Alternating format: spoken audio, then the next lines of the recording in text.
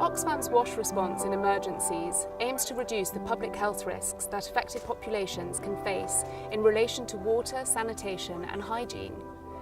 To do this effectively, we talk a lot about community consultation or community engagement. But what do these terms mean exactly, and what does it all look like in practice? We're here today in the Rohingya refugee camp in Cox's Bazar, Bangladesh, where we will be talking with Oxfam staff and in particular the WASH team to find out more. Listening to different groups and individuals is a vital part of Oxfam's WASH response in emergencies. It allows affected communities to contribute to the decisions that affect them, and so ensures that the delivery of facilities and services actually works for them. But what happens if we don't make efforts to involve the community? What are the risks of not getting it right? Sanitation for me is really fascinating around this. It can be very challenging technically, but unless you get the people side of it right, you can have well-designed facilities meeting the standards and people still won't necessarily want to use them or do it under sufferance maybe. So that's the risk. It's got to be acceptable to all the users, and we especially try to consult with women. For women, safety and privacy is usually very high on the agenda.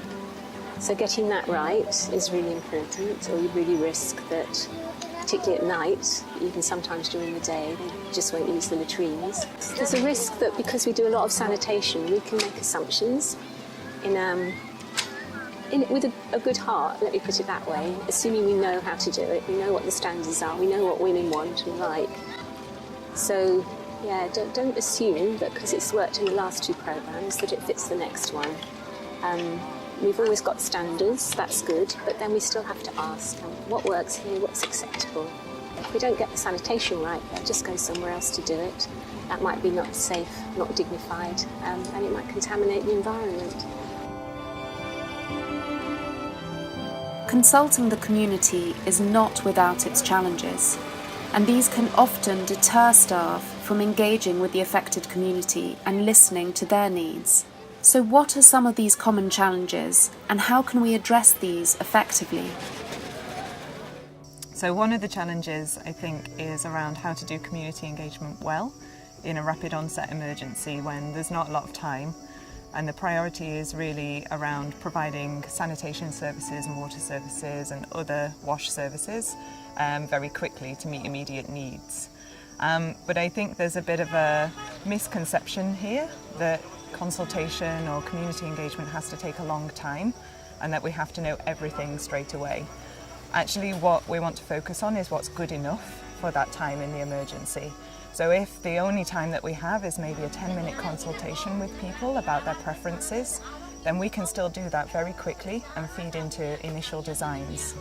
So another thing is when the context changes, that again there is this challenge of how do we keep tweaking facilities and services to make sure that they're suitable for the different needs and upcoming needs of communities and populations. And I think, again, this is not really a challenge if we see community engagement as a conversation, as an ongoing dialogue between ourselves and the communities that we're working with. So we might start with one design, but over the weeks and months that design might grow and adapt and change as we add things or remove things or build things slightly differently based on the consultations we've had with users.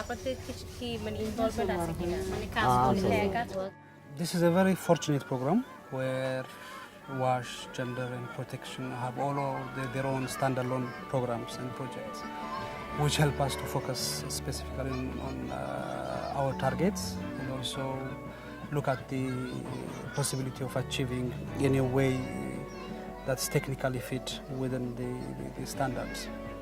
Unfortunately, that also pushes us a little bit apart. where all this basically protection, gender, wash, and also sometimes AFSPL are working within our own box, where we never try to harmonize our approach in terms of community engagement, community discussion and consultation. So we are like seen by the community that these are different people coming at different time, coming up with different message, and also taking a lot of time off from the community. So it is a kind of challenge, but also a concern. How are we going to proceed in future if we are trying to be strong in community engagement, and if we want to consider community engagement as a way of working rather than just a target. We need to come up with a point where all this community engagement from different sectors or different departments harmonized, strategically looked at, and a kind of common goal or achievement set up as an objective or indicator.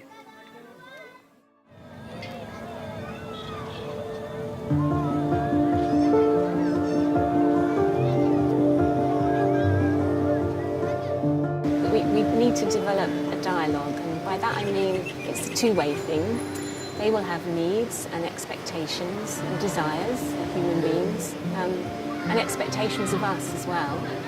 And we won't always be able to fulfil those, so we mustn't overpromise. That's really important. And we need ourselves, all of us in the programme, to be aware of what it is we can and can't offer or deliver for communities. And then we need to listen to what they say about that. So it's an exchange, really. If we can't do what they would prefer, try and explain why. And then maybe open up a conversation about, well, is there something else? Is there some kind of compromise? So night time, so community sleep at the house, so calm, so elegant. So there have been a lot of discussion as well, explaining to the community the limitations, so the fact that yes, it would be really nice for them to have everything, for one family, but in the way we are implementing and the limitation we're having is also like, we cannot give you more.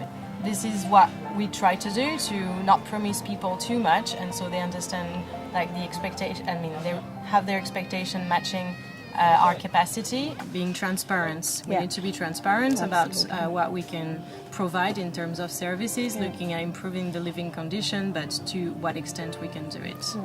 When you start engaging with the community, is having a team who's have a level of knowledge and is aware about to what point they can actually answer, when they can address the concern of the community and to who, and what level of information they personally have to be able to answer to some of the questions. Because this is where maybe there are the challenges, like they're going to be facing a lot of requests from the community, but then they feel alone because sometimes they're not decision makers on how can I answer to that type of request. I think what I've discussed with the team is when community is coming with a lot of requests is like, we're taking your concern into consideration and we'll refer to our organization or we'll refer to the concerned organization that can support you. Also, so they feel a bit more confident, and sharing the fact that they cannot provide instant response to the community. I think this is very important, that they don't feel pressure to really be on the spot all the time. And just to add, I think what the community really appreciates is that they have people that actually listen to them and take this information. So closing the feedback loop in community engagement is really important because it helps to really build trust between you and the community. And they'll always feel confident to tell you their problems.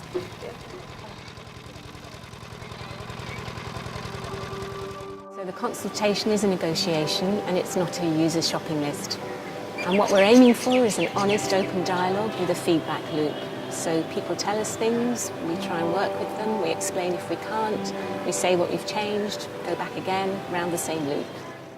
And I think sometimes there's a lack of confidence about how to address specific needs, particularly when they're sensitive. But I think a lot of the time people really want to discuss those needs and they really want to talk about how it's affecting them. And I think it's having that confidence to go into those conversations saying, I don't know all the answers, I don't have all the answers, but having that as an open conversation with users about how they feel about the services and how actually things can be changed to meet those needs. And putting putting the emphasis to them to try to find the solutions, because a lot of the times they have solutions and ideas that we would never think of. We got some amazing ideas, and I feel personally the best ideas come from the children and adolescent groups, like all the time, and they are really progressive enough in some cases. For example, when the adult women will say, okay, I'm used to have this from before, and then I can just dry my clothes in the corner of the house, where this adolescent girls group would say, but you have to make sure that this is dry enough. What would you do during rainy season? So for adolescent girls, this group was a bit special for us, because we really wanted to focus on this particular group, because we are not really, get every time their opinions, because they don't want to come forward and talk because they're shy, and also they always need their parents or eldest ones' permission to even come forward and then speak up.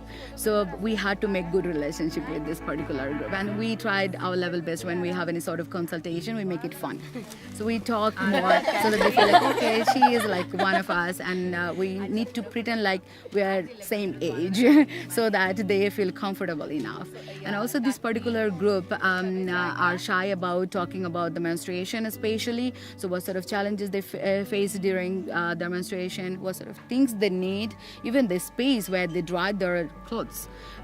So with this group we had to spend more time to make them comfortable, to break the ice, to make friendship, and then talk about the actual fact. As we've seen, here in Cox's Bazar, Oxfam's WASH staff have been committed to conducting effective consultations with the community, and through their experiences here have learnt some valuable lessons.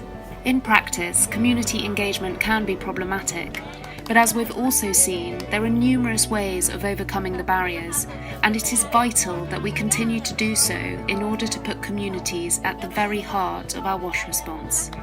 To that end, we asked our staff here for some final guiding principles, or as we like to call them, HSP top tips.